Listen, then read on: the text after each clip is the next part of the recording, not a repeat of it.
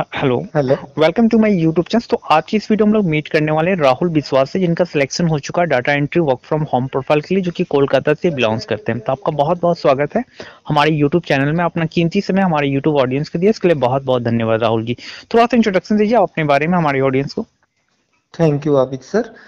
My self Rahul Rahul विश्वास। Okay. मैं data entry company में एक काम कर रहा था पिछले नियर बाई 2.5 साल से। तो रिसेंटली मैं अपना जॉब को रिजाइन किया है। ओके।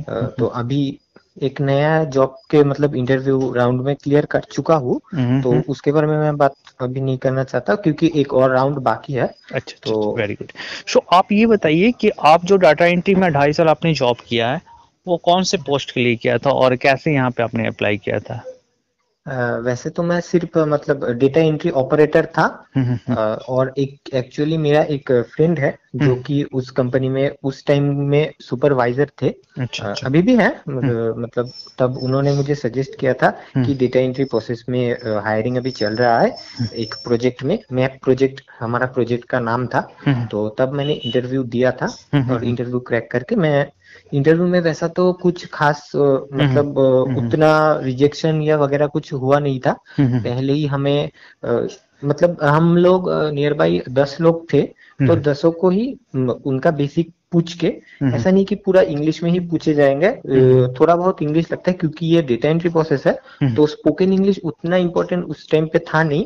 हम्म। तो सभी को ले लिया गया था और सबको ये बोला गया था कि 7 डेज का एक ट्रेनिंग होगा। आप हम्म। लोगों को ये प्रोजेक्ट और कैसा कैसा काम होता है हम्म। सब कुछ समझाया जाएगा। हम्म। उसके बाद एक टेस्ट होगा। हम्म। उस टेस्ट में जो जो लोग पास होंगे हम्म। उन लोग को जॉब। सिलेक्ट कर लिया जाएगा अच्छा और अच्छा अच्छा। कंटिन्यू ज्वाइनिंग हो जाएगा। जी बिल्कुल। और वहां पे जो लोग पास नहीं होंगे हम्म। तो उन लोग का रिजेक्शन हो जाएगा। तो यही बोला था कि ट्रेनिंग के टाइम पे ध्यान दिया करे और जो जो देखने के लिए मतलब प्रैक्टिस करके आने के लिए बोला जाएगा वो सब ठीक ठाक करे तो सभी लोग सिलेक्ट हो जाएंगे। ठीक है।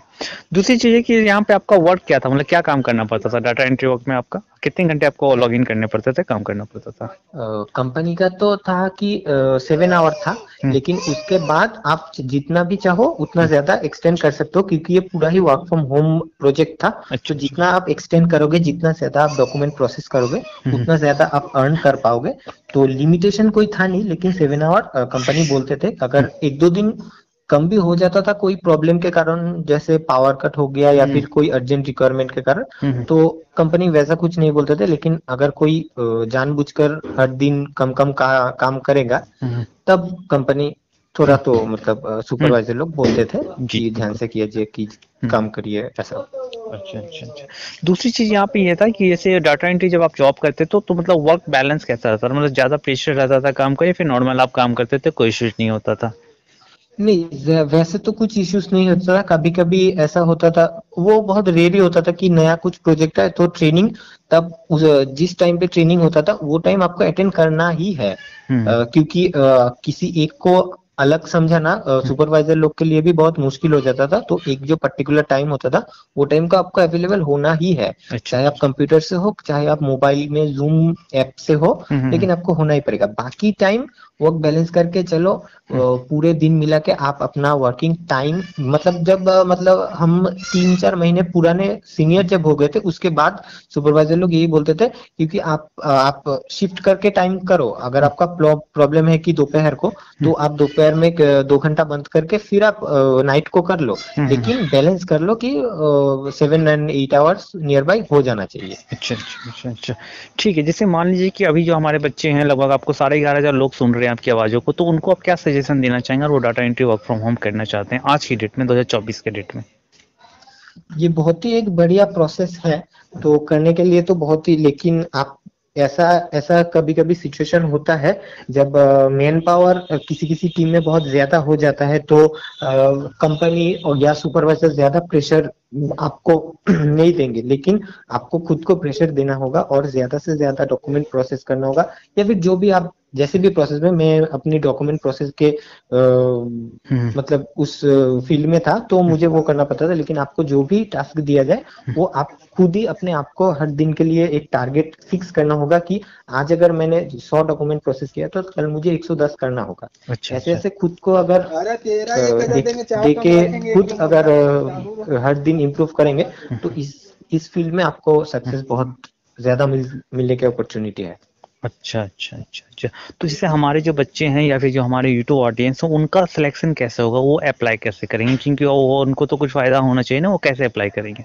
हाँ, जैसे मैं जो कंपनी में था IIMI, उस कंपनी का तो लिंक्डइन में बहुत ऐड अच्छा निकलता अच्छा है। हाँ। और उसके अलावा भी बहुत से ऐसे ऐप है, जैसे naukri.com या और भी बहुत हाँ सारे ऐप है जी जहाँ जी। पे डेटा एंट्री रिलेटेड बहुत से प्रोजेक्ट दिए जाते हैं। हाँ ऐड अच्छा निकलते हैं। मतलब तो वो हाँ। आपको सर्च करना होगा, तो अच्छा वैसे अच्छा, मतलब आपको खुद कैंडिडेट को खुद फाइंड करना होगा कि कैसे वो डाटा एंट्री ऑपरेटर के लिए अप्लाई करे, राइट?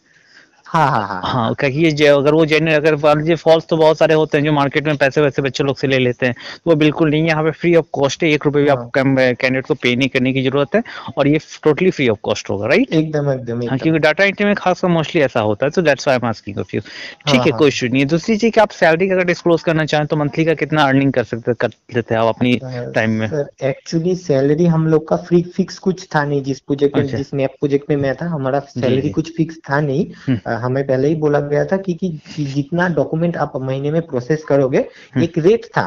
वो रेट कभी अप डाउन होता रहता था। तो एक रेट था पर डॉक्यूमेंट का। तो हम्म। जित महीने में वो जितना मतलब डॉक्यूमेंट आप डॉक्यूमेंट के प्रोसेस। अकॉर्डिंग आप लोगों को पेमेंट किया जाता था, राइट? हाँ हाँ हाँ, डॉक्यूमेंट के अकॉर्डिंग हमको अच्छा पेमेंट मिलता था। अच्छा अच्छा अच्छा अच्छा। मतलब एक दिन में कितना डॉक्यूमेंट आपको ये करना पड़ता था?